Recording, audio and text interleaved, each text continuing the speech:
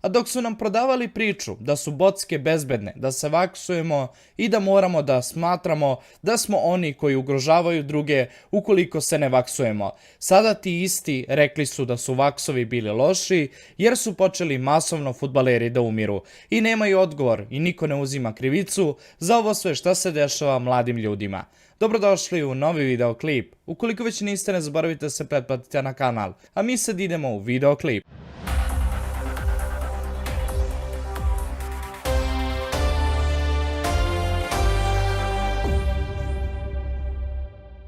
A kada smo kod problema i dešavanja, izgleda da Svetska zdravstvena organizacija nema rješenja za naše probleme. Iako su nas pritiskali, terali da se vaksujemo, bockamo, govorili da je to za bezbednost svih nas. Ukoliko se ne vaksujete, niste odgovorna osoba. Ukoliko se vaksujete, vi ste odgovorna osoba, svaka čast. Sada svi ovi promoteri, poznate ličnosti, estradne ličnosti, političari trebaju biti pohapšeni, da krivično odgovaraju pred sudom, zločin protiv čovečnosti i primoravanje i teranje naroda na nešto gdje nije u to stupio svojom voljom. To je rušenje demokratije, samog ustava svake države.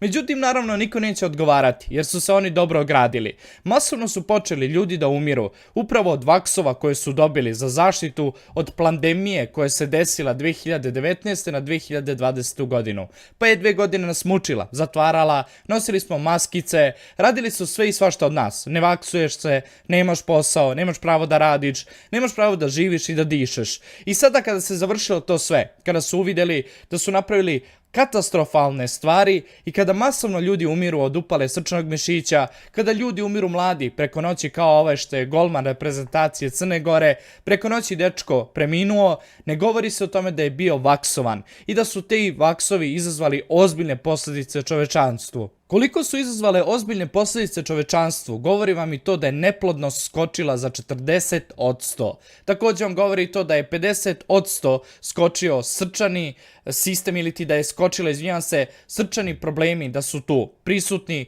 upale srčanog mišića, infarkti, moždani udari i tako dalje. Također masovno mladi ljudi umiru. To je ono što su oni htjeli da ispune. Nisu oni htjeli penzose, da se tako vulgarno izrazim, da unište. Ne, nego mlade ljude, mlade naraštaje, jer onda naravno smanjuje se populacija, ne prave porodice i jednostavno boli ih uvo. Onda penzosi ostaju, njih plaćamo dok ne umru, kada umru manji je broj ljudi na planeti i mi smo uspjeli u svom siropom činu. Koliko je loša cela priča, govorio mi to da je Fauci sada na samoj listi da će jednostavno odgovarati za sva zlodela koje je počinio protiv čovečanstva kroz te vaksove, da su kompanije tipa Pfizer, Moderna, AstraZeneca, upravo kompanije koje će platiti ozbiljne odštete, ali ne vama nažalost, nego će platiti zemljama i da jednostavno pokazuju opet kako su uspjeli sve da nas namame, da farmaceutska mafija profitira, Svetska zdravstvena organizacija zaštitila sve nas, a na kraju dana koji ispašta, opet mladi ljudi, nažalost,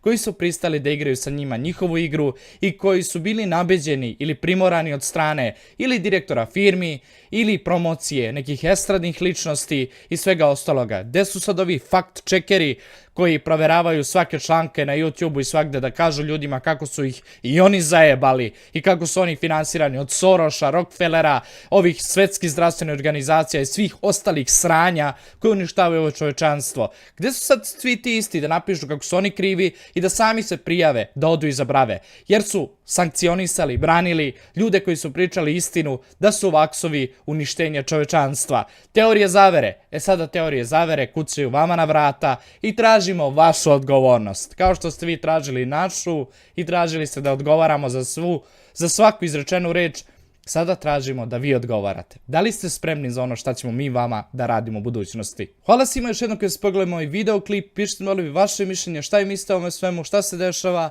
a mi svi u nekom sljedećem videu.